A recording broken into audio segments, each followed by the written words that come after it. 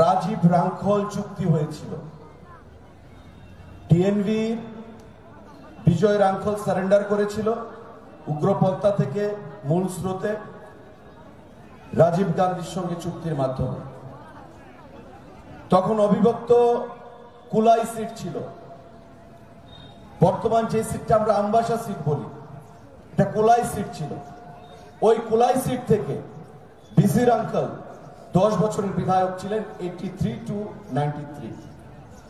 রাজীব রাঙ্খল যখন চুক্তি হলো, যখন বিজয় রাঙ্খল সাহেব মূল স্রোতে এলেন,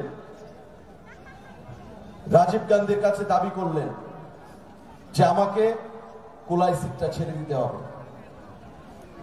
রাজীব গান্ধী বিসি রাঙ্খল সাহেবকে ডেকে নিয়ে বললেন যে আমরা কথা দিয়েছি, আপনাকে আপনার সিট ছেড়ে দিতে হবে, আপনাকে আমরা দলের প্রার্থী পদে নমিনেশন দিতে পারছি না।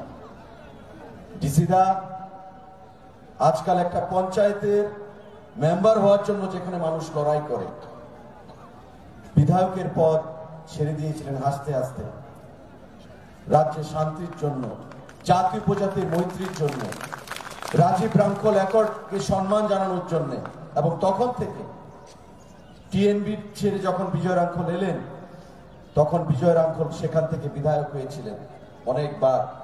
গত 2013 নির্বাচন ডিলিমিটেশন হয়, ডিলিমিটেশনে করমছড়া নামে আরেকটা নতুন সিট তৈরি হয়। ওই করমছড়া সিট থেকে 2013 নির্বাচনে আবার বিসি রাঙ্খল বিধানসভায় প্রবেশ করেছেন, এবারও নির্বাচনে জয়ী হয়ে বিধানসভায় প্রবেশ করেছেন। এটা একটা ইতিহাস যেটা স্বর্গীয় এই এলাকার প্রাক্তন আপনাদের জননেতা দীপক নাগ সাহেব বলতে পারতেন। দীপক নাগ সঙ্গে উনি একসঙ্গে কাজ করার অনেক অভিজ্ঞতা ছিল। তো আজকে আমাদের ডাকে সাড়া দিয়ে বিসি রাঙ্খল সাহেব এখানে এসছেন। আমি মজলিশপুর বিজেপির পক্ষ থেকে, আমার ব্যক্তিগত তরফ থেকে ওনাকে অনেক অনেক ধন্যবাদ জ্ঞাপন করছি। তৎসঙ্গে আমাদের বুর্বুদা করবুক থেকে নির্বাচিত হয়েছে, খুব জ্ঞানীগুণী লোক, ভদ্রলোক, কথা কম বলেন কিন্তু সাজ চালু, সত্যিকারের ভদ্রলোক বুর্বুদা। এখানে যারা রামুদা এসছেন সবসময় উৎসাহিত করেন যে যুবকদেরকে কিভাবে আমাদেরকে মোটিভেট করতে হবে, কিভাবে আমাদের সংগঠনকে পরিচালনা করতে হবে। ভারতীয় জনতা পার্টির চিন্তাধারা আমাদের বরাবরই বলেন যে তোমরা যারা কংগ্রেস থেকে এসছো, বিজেপিটাকে কিভাবে করতে হবে, তোমরা এভাবে না এভাবে করতে হবে। আমরা প্রায় সময় রামুদার কাছ থেকে অনেক কিছু আমরা শিখতে চাই। মানিকদা, পুলকদা যারা এসছেন সবাইকে আমি অনেক অনেক ধন্যবাদ জানাবো। এবং এখানে আমাদের মধ্যে আপনারা যার বক্তব্য শোনার জন্য অপেক্ষা করছেন, ব্যক্তিগতভাবে যার হাত ধরে আমি রাজনীতিতে এসেছি, যিনি আমাকে রাজনীতির শিখরে এনেছেন, আমাদের প্রাক্তন রাজ্যের স্বাস্থ্যমন্ত্রী এবং প্রতিবাদী ভাষা ত্রিপুরা রাজ্যে, যার হাত ধরে বিগত দিনে সিপিআইএম এর বিরুদ্ধেও আমরা বিধানসভায় লড়াই করেছি, সারা রাজ্যে লড়াই করেছি, সম্মানিত বিধায়ক সুদীপ রায় বর্মনকে ওনার বক্তব্য রাখার জন্য আমি আহ্বান জানাব। যুব সম্মেলনের মাননীয় সভাপতি তথা 10 মজলিশপুর মন্ডল কমিটির সহসভাপতি, মঞ্চে উপবিষ্ট বিধায়কবৃন্দ, কার্যকর্তাবৃন্দ, অভিভাবক মন্ডলী, আমার অত্যন্ত প্রিয় আমার যুবক ভাই বন্ধুরা, আমার মায়েরা, বোনেরা,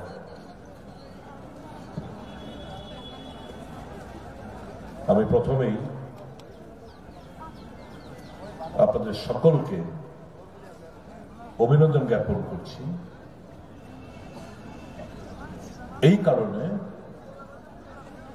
গতকাল রাত থেকে আমি খবর পেতে শুরু করেছি যে এই যুব সম্মেলনকে কেন্দ্র করে প্রশাসন থেকে শুরু করে সমস্ত অ্যাঙ্গেল দিয়ে এটা যাতে সাফল্য মণ্ডিত না হয় তার প্রয়াস নেওয়া শুরু হয়েছিল। আমি অত্যন্ত খুশি এই কারণে, শুধু এই বিশাল সমাগম দেখেই নয়, আমি আরেকটি কারণে খুশি। আমরা চুপ করে বসেছিলাম, কারোর সঙ্গে কথা বলিনি। আমার অত্যন্ত স্নেহের সুশান্ত, সে যে বড় হয়েছে, বাবা গর্ববোধ করে তো যখন ছেলে হাঁটতে হাঁটতে যখন হাঁটা চলা শুরু করে। আমি সুশান্তকে আমার ছেলের মতোই দেখি, অত্যন্ত স্নেহ করি। যেভাবে পুরো জিনিসটা ট্যাকেল দিয়ে অনেক ষড়যন্ত্রকে মোকাবেলা করে এই ঐতিহাসিক একটা সাকসেসফুল সম্মেলন এখানে সংগঠিত করলেন, তার জন্য তাকে আমি অত্যন্ত স্নেহ এবং ধন্যবাদ জ্ঞাপন করছি।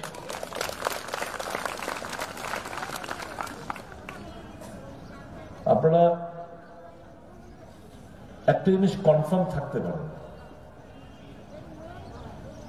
আমি দায়িত্ব নিয়ে বলতে পারি, আপনারা যাকে পেয়েছেন একটা লম্বা ইনিংসের একটা খেলোয়াড় পেয়েছেন, একটা লম্বা তোরের ঘোড়া পেয়েছেন।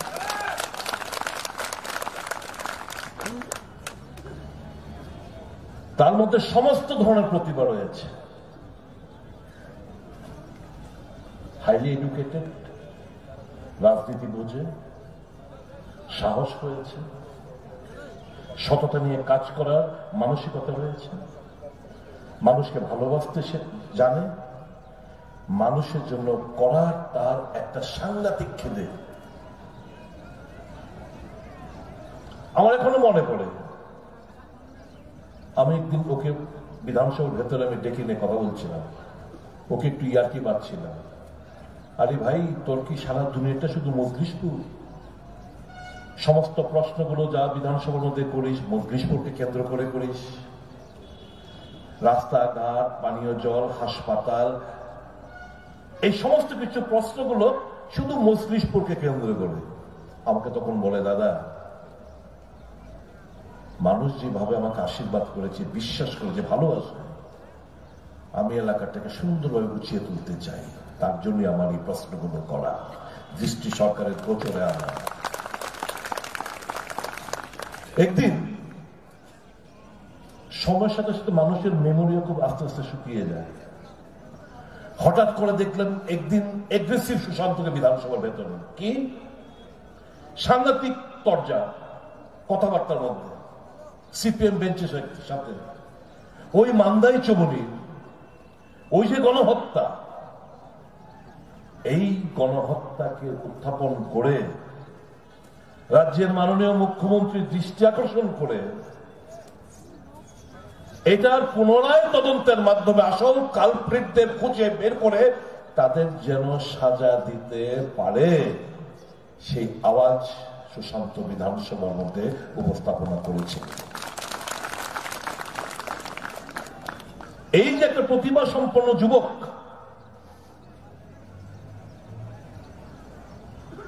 আপনাদের আগলে রাখতে হবে। আমি জানি মজলিশপুরের জনগণ তাকে অত্যন্ত স্নেহ করে, ভালোবাসে, বিশ্বাস করে, এবং ঠিক তার রেসিপ্রোকাল আপনাদেরকে অগাধ বিশ্বাস, ভালোবাসেও, এবং কিছু করার জন্য তার একটা অভিপ্রায় রয়েছে। অনেককে হয়তো আমরা বার্তাটা সঠিকভাবে পৌঁছে দিতে পারিনি, বিশেষ করে যারা আজকে এখানে এসেছিলেন আগরতলা, বিভিন্ন রাজ্যের অন্যান্য প্রান্ত থেকে। এই যে যুব সম্মেলনটা, এটা কিসের জন্য? কিছুদিন আগে প্রীতম ছিল, যিনি আজকে সঞ্চালক, কোন একটি অনুষ্ঠানে এসেছিলাম, বুঝে কালী পুজোর একটা অনুষ্ঠানে আমি মজলিশপুরে এসেছিলাম মায়ের কাছে। ওখানে তখন আলোচনা করতে গিয়ে বলা হলো যে দেশের এখন একটা সমস্যার মধ্যে দিয়ে আমরা এগোচ্ছি। কি সেটা? কৃষকদের কাছে একটা ভুল বার্তা পৌঁছে দেওয়া হয়েছে। বিভিন্ন রাজনৈতিক দল তাদের রাজনৈতিক ফায়দা লোটার জন্য কৃষকদের উস্কে আজকের দিল্লির আশপাশ বর্ডারগুলোতে, হরিয়ানা পাঞ্জাব বর্ডারের মধ্যে আপনারা দেখছেন প্রায় 31 দিন পার হয়ে গেছে, কৃষকরা ওখানে ধর্নায় বসে রয়েছে। এই যখন পরিস্থিতি যখন আলোচনা করছিলাম সুশান্ত এবং প্রীতমদের সাথে, তখন সুশান্ত বলল, দাদা তাহলে আমরা একটা যুব সম্মেলন করি। আমার এখানে তো প্রচুর কৃষক, আমাদের সরকার কি চায়, এই আইনের মধ্যে কি কি প্রভিশন রয়েছে, যে ভুল বার্তাটুকু আমরা পৌঁছে দিতে পারছি না মানুষের কাছে, এই নিয়ে যদি একটু আলোচনা আমরা করি, তাহলে মনে হয় আমাদের রাজ্যে কৃষকরা কিংবা এখান থেকে আমরা দৃষ্টি আকর্ষণ করতে পারবো ওই দিল্লির কৃষকদের কাছে যে যে আইন পার্লামেন্টে পাশ করা হয়েছে সেটা কৃষকদের স্বার্থেই পাশ করা হয়েছে। तो আমি বললাম, আমি দিল্লি আমার এক বন্ধু আছে, ভাই সাহেব ऐसा क्या है, जरा वो उस आइन में क्या है, कानून में क्या है, जरा मेरे को बताना।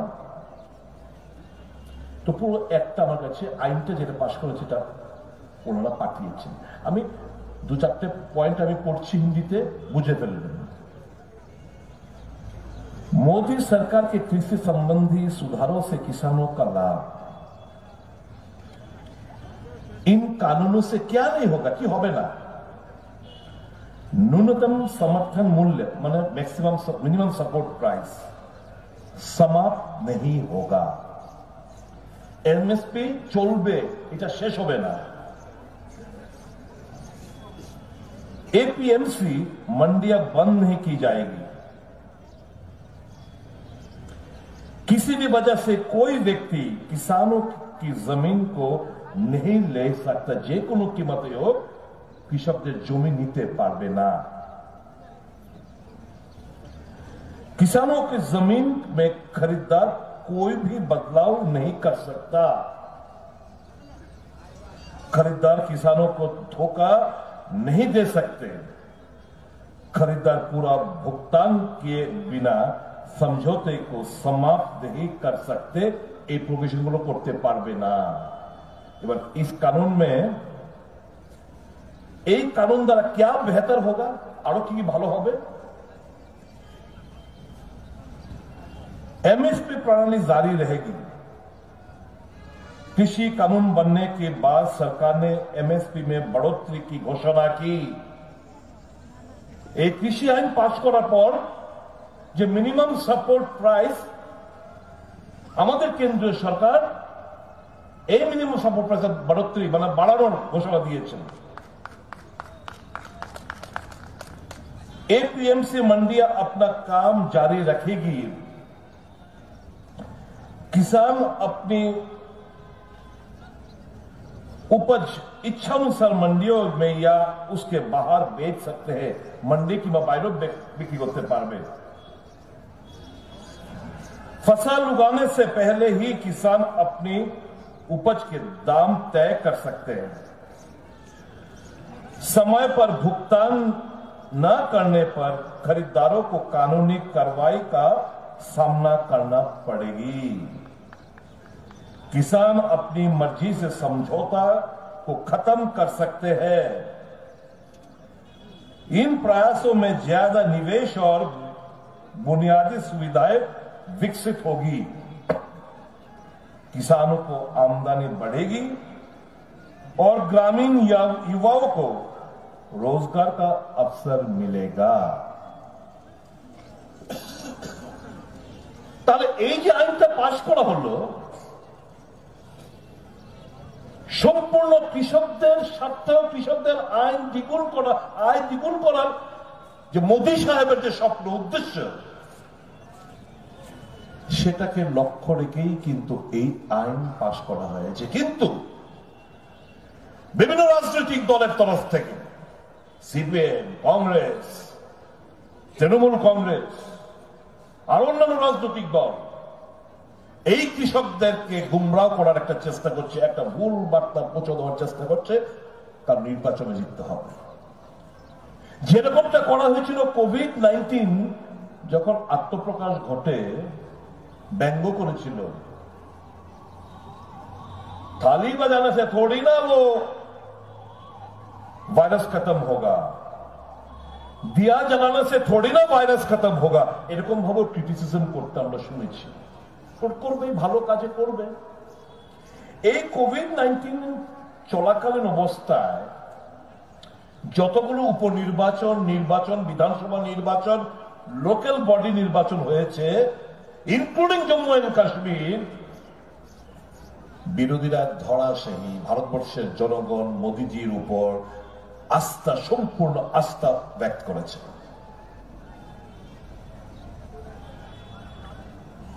ইস্যুলেস অপোজিশন মোদিজিকে থামাবার কোন অস্ত্র নেই। তাহলে কি করতে হবে? মিথ্যাচারের সহায়তা নিয়ে মানুষকে বিভ্রান্ত করতে হবে, এবং খানিকটা সফল হয়েছেন আপনারা দেখেছেন।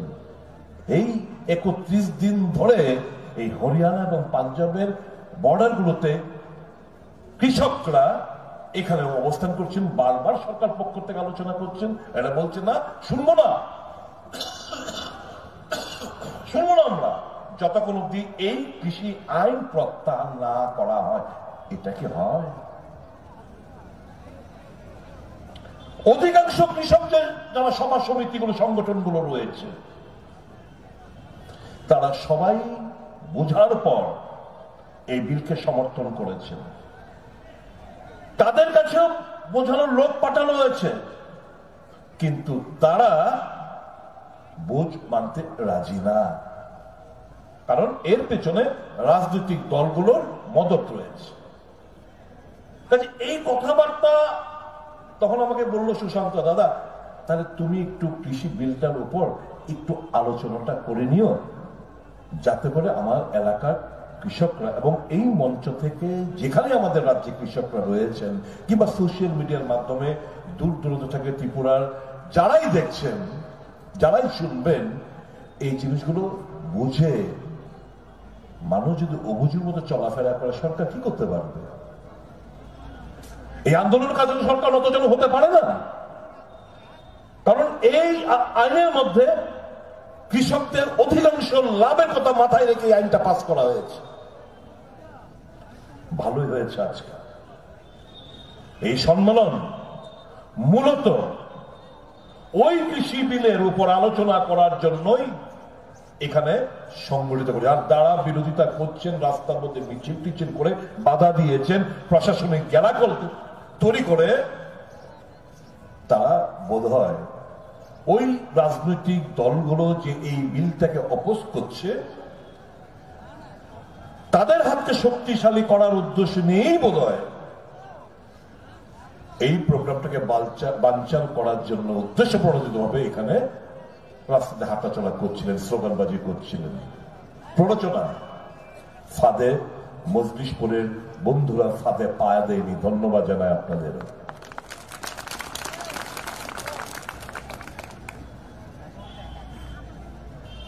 আপনারা জানেন আমাদের নতুন ভাবে বলা কিছু নেই। নরেন্দ্র মোদীর উপর, অমিত শাহজির উপর, জেপি নাড্ডাজির উপর আমাদের অগাধ আস্থা রয়েছে। আমাদের রাজ্য সহ দেশ যেভাবে আমরা দ্রুত গতিতে আমরা অর্থনৈতিক বিকাশের জন্য এগিয়ে যাচ্ছি,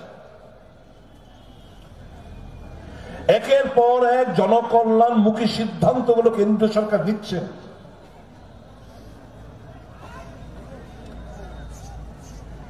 যুবকদের রোজগারের কথা মাথায় রেখে, কর্মসংস্থানের কথা মাথায় রেখে কেন্দ্রীয় সরকার একের পর এক যে সিদ্ধান্তগুলো নিচ্ছেন, আগামী দিন বিলম্ব হলো আমাদের হয়তো সাংগঠনিক দুর্বলতার কারণে আমরা এই কর্মসূচিগুলো নিয়ে কিন্তু আমরা মানুষকে সঠিকভাবে তাদেরকে জাগ্রত করতে পারছি না। সেই জায়গায় আমাদের ব্যর্থতা রয়েছে। আমাদের যে প্রতিপক্ষ, যার বিরুদ্ধে আমাদের লড়াইটা, কমিউনিস্ট বন্ধুরা, তারা গৈবল্যের প্রচারে বিশ্বাস করেন। একটা মিথ্যে কথা একজন বলবে, মেলার মাঠ পার্টি অফিস থেকে রচিত হবে, এই কথাটা ওই উপর থেকে নিচুতলা অবধি প্রাইমারি মেম্বার পর্যন্ত একই কথা একই লাইনে বক্তব্যটা ওরা রাখে মানুষকে বিভ্রান্ত করার লক্ষ্যে। সেটা আমাদের থেকে আপনাদের থেকে কে ভালো বলতে পারে? এই মজলিশপুর মানুষের একটা লড়াই করার একটা ইতিহাস রয়েছে। আমার মনে পড়ে দীপক নাগের কথা। ওনাকে আমি সশ্রদ্ধ প্রণাম, ওনার আত্মার সদ্গতি আমি কামনা করি।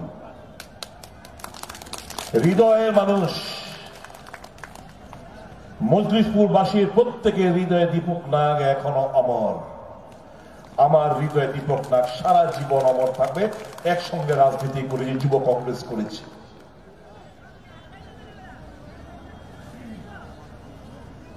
এই যে মজলিশপুর বিধানসভা কেন্দ্রের যারা কর্মীরা রয়েছেন, তার একটা লড়াই করার একটা মন মানসিকতা তৈরি করে দিয়ে গেছিলেন দীপক নাগ। আর এই দীপক নাগের লেগেসি সুশান্ত চৌধুরী এগিয়ে নিয়ে যাচ্ছেন। একদিনে বলছে, দাদা আমি দীপকদা যেভাবে কাজ করতে আমি সেরকম ভাবে, আমি শুধু সবটা তোর মধ্যে রয়েছে, শুধু একটা জিনিসের অভাব। মজাক করে বললাম, কি? আর দীপক নাগের গালে দাঁড়িয়ে ছিল, তোর গালে দাঁড়িয়ে নেই। তাই নাকি? তাহলে আমি দাঁড়িয়ে রাখবো, কিন্তু দাদা আমি সে রাখ, ভালো লাগবে। দীপক নাগের ওই নকল করতে গিয়ে সে দাঁড়িয়ে রাখতে শুরু করেছে।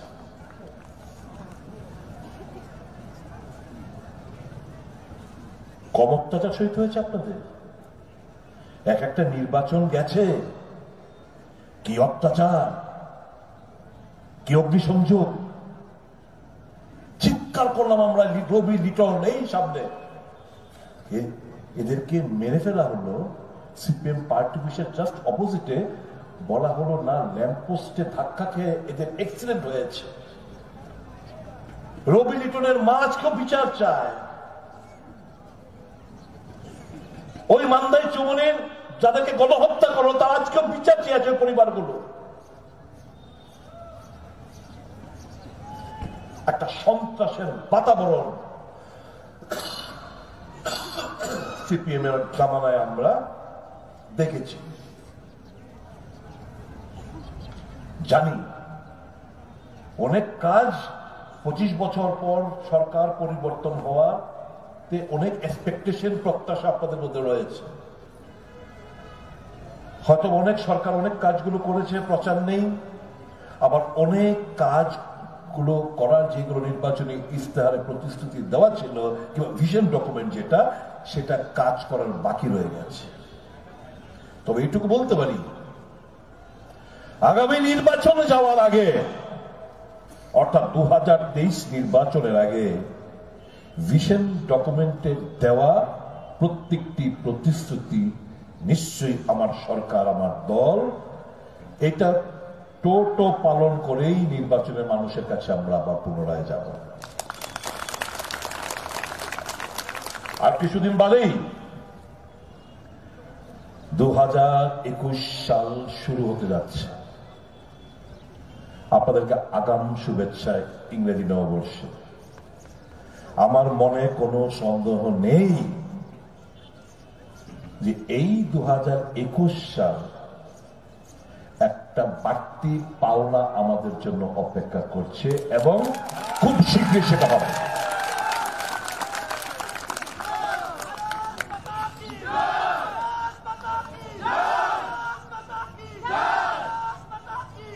কারণ আমাদের মানুষের, এই রাজ্যের মানুষের প্রত্যাশা তার অপমৃত্যু ঘটবে, আমরা তা সহ্য করতে পারবো না।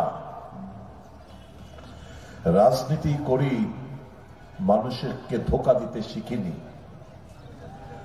রাজনীতি করি কিন্তু সত্যটাকে সত্য বলে আমরা আখ্যায়িত করার চেষ্টা করি, টাক্কাকে টাক্কা বলার চেষ্টা করি,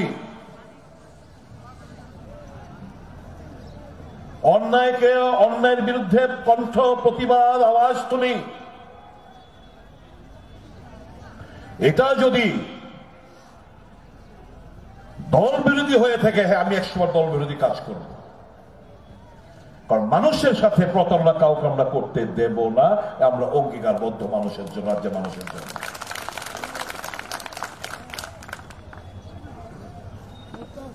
এই প্রতিশ্রুতির মধ্যে অনেক যে আমাদের ভিশন ডকুমেন্ট অনেক প্রতিশ্রুতি রয়েছে যেগুলো এখনো আমাদেরকে পূরণ করতে হবে। আমি বলবো না কিছু লেজুর মার্কার লোক 87% আমরা ওই ভিশন ডকুমেন্টের দেওয়া প্রতিশ্রুতি পূরণ করে ফেলেছি এই কথা বলবো না,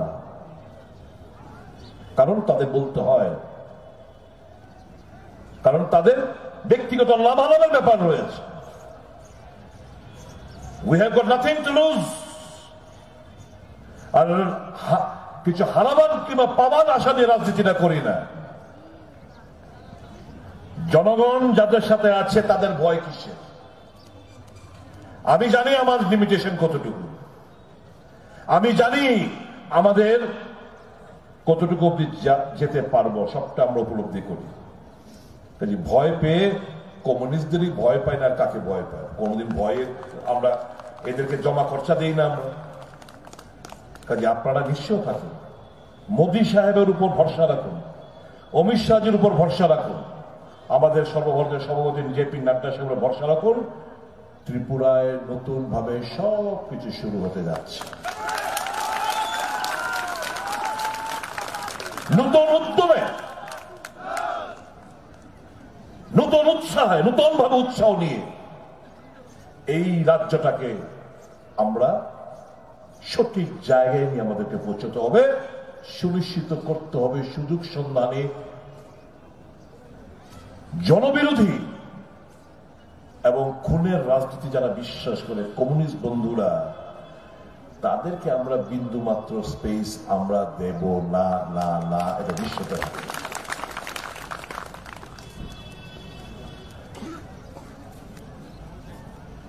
আমি শুধু যুবক বন্ধুদের কাছে আমি অ্যাপিল করব, যাদের উপর দায়িত্ব দেওয়া হয়েছে সংগঠন ও মানুষের ভালো মন্দ দেখা, এই 3 যুবকের কাছে আমার একটাই প্রত্যাশা থাকবে,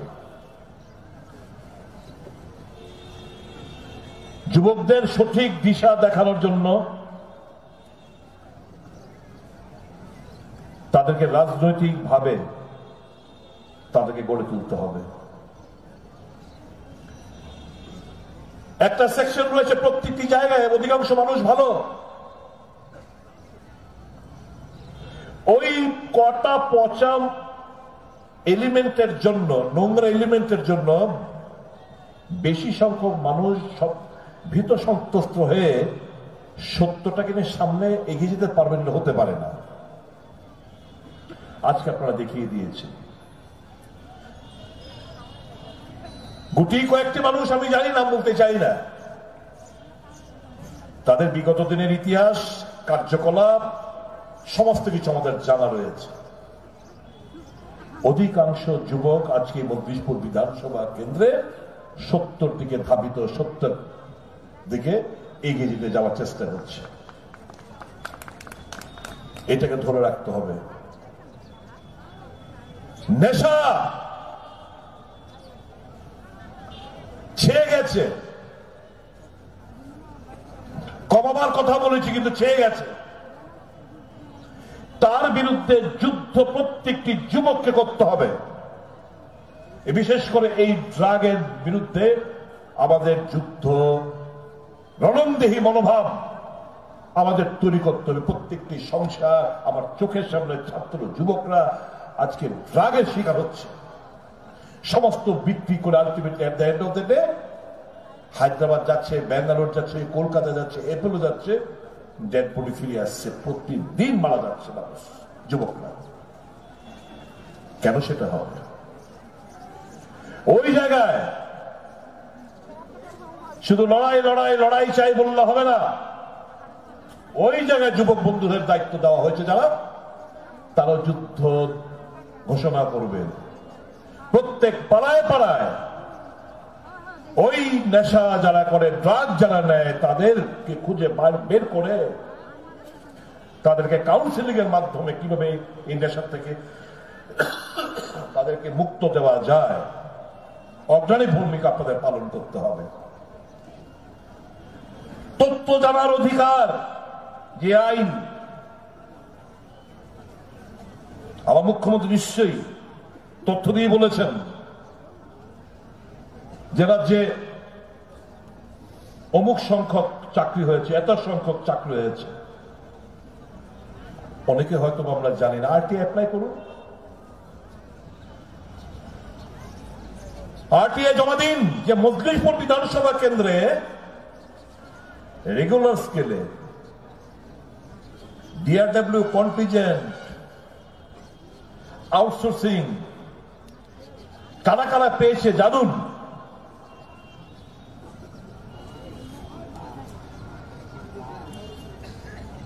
অনেকে হয়তো বা এগুলোকে নিয়ে, বিশেষ করে বিরোধী যাদের বিরুদ্ধে আমরা লড়াই করে জায়গায় সিপিএম বন্ধুরা বিভ্রান্ত করার চেষ্টা করবে। আমাদের মুখ্যমন্ত্রী দেওয়ার তথ্যকে এটা অসত্য বলে মানুষের কাছে একটা বার্তা দেওয়ার একটা প্রচেষ্টা নেবেন। সবচেয়ে বেস্ট হচ্ছে আপনার তথ্য জানার অধিকার মোতাবেক 10 মজলিশপুর বিধানসভা কেন্দ্রে কারা কারা চাকরি পেয়েছে এই তথ্যটা আমার নিশ্চয় আপনাদের জানার অধিকার রয়েছে, জরুরি রয়েছে। বেরিয়ে আসবে, নাম ঠিকানা বেরিয়ে আসবে, যোগাযোগ করুন, এদের সঙ্গে যোগাযোগ করুন, কোন দপ্তরে কিভাবে পেয়েছ সবটা একটু বেরিয়ে আসবে। তারপর সিপিএম যে অপপ্রচার করছে একদম যোগ্য জবাব দেওয়ার জন্য এই তথ্য অধিকার আইন আপনারা সংগ্রহ করুন। ব্যাংকগুলোর কাছে জানার চেষ্টা করুন যে স্বাবলম্বন লোন স্যাংশন হয়েছে, কটা ব্যাংক থেকে লোন এপ্রুভ হয়েছে, এটা জানার চেষ্টা করুন। মুখ্যমন্ত্রী বলেছেন রাজ্যে বোধহয় 96,000-এর বেশি হবে, আমার সঠিক ফিগারটা নেই। উনি যেহেতু বলেছেন নিঃস্ব তত্ত্বের উপর ভিত্তি করে বলেছেন, তাহলে জানার চেষ্টা করেন 96,000-এর মধ্যে 10 মজলিশপুর বিধানসভা কেন্দ্রে স্বাবলম্বন লোন পেয়েছেন এরকম কজন রয়েছেন, নাম ঠিকানা কোন ব্যাংক কি আসবে সব ডিটেইলসটা বের করুন। কারণ বের করার কারণ হচ্ছে আমাদের যে যারা লড়াই কমিউনিস্টরা অপপ্রচার চালাবে, একদম নাম টাম দিয়ে আপনারা ওই পথসভাগুলোর মধ্যে আপনারা এই তথ্যগুলো উপস্থাপন করতে পারবেন। যে হাতিয়ার আপনাদের কাছে দেওয়া রয়েছে এই হাতিয়ারগুলো সঠিকভাবে ইস্তেমাল করুন, এই অস্ত্রগুলো ব্যবহার করুন। তথ্য সম্পর্কে সমস্ত কিছু তোমরা, you are all educated, you must gather all information regarding this. সমস্ত তথ্য তোমাদের কাছে থাকতে হবে। শুধু রাজনৈতিক ভাবে তাদেরকে এনরিচ করলেই চলবে না। They should be educated politically, they should be equipped with all information of the state. আমি অনুরোধ করব আপনার সকলের কাছে, যুবকদের কাছে, যে নেতৃত্ব আপনারা দিয়েছেন, আই এম প্রাউড। উনি যে বলেছেন আমাকে হাতে করে রাজনীতি দিয়েছেন, আই এম প্রাউড যে ওর মতো একটা ছেলেকে আমি খুঁজে বের করে একটা জায়গায় আমরা নিয়ে আসতে পেরেছি। এবং আমি এতটুকু না, সে বহু দূর অব্দি সে যাবে। আপনি ধরে রাখবেন, প্রলোভন আসবে, ভয় দেখাবে, লোভ দেখাবে, কিন্তু একে ত্যাগ করবেন না। একে হাতকে শক্তিশালী করুন, এর মাধ্যমে ভারতীয় জনতা পার্টির হাতকে শক্তিশালী করুন, এর মাধ্যমে আমাদের পার্টির নেতা জেপি নাড্ডা সাহেবের হাতকে শক্তিশালী করুন, এর মাধ্যমে প্রধানমন্ত্রী, আমাদের ভারতবর্ষের অত্যন্ত প্রিয় শ্রদ্ধেয় প্রধানমন্ত্রী নরেন্দ্র মোদী সাহেব এবং হোম মিনিস্টার অমিত শাহজির হাতকে শক্তিশালী করুন। এই দুটি কথা বলে আপনাদের সবাইকে আমার আন্তরিক নমস্কার জানিয়ে, অভিভাবক মন্ডলীকে আমার সশ্রদ্ধ প্রণাম জানিয়ে আমি আমার আলোচনা শেষ করছি। সবাই ভালো থাকবেন, সুস্থ থাকবেন, অপরকে সুস্থ রাখবেন, অপরের পাশে গিয়ে দাঁড়াবেন, খোঁজ খবর নেবেন, এবং আবারও ইংরেজি শুভ নববর্ষে আগাম অনেক অনেক শুভেচ্ছা। God bless all of you. নমস্কার।